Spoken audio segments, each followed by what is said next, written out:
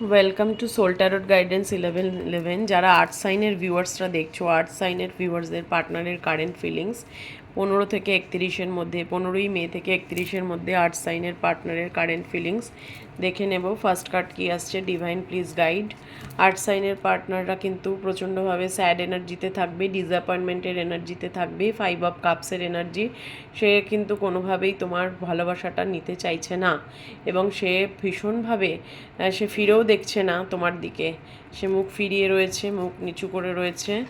And দেখবো king of cups, আর ভিতরে প্রচুর ভালোবাসা, কিন্তু সে শো অফ করবে না। কিং অফ কাপসের এনার্জি এসছে, প্রচণ্ড ভালোবাসা ভিতরে তোমাকে বাসে ভিতর কিন্তু সে কিছুতেই প্রকাশ করছে না। আর 15 থেকে 31-এর মধ্যে কি এনার্জি আসছে, 6 অফ সোর্ডস, ভেরি বিউটিফুল। আমার মনে হচ্ছে তোমার পার্টনার তোমার কাছে এগিয়ে আসার চিন্তাভাবনা নেবে এবং অ্যাকশান নেওয়ার কথা ভাববে।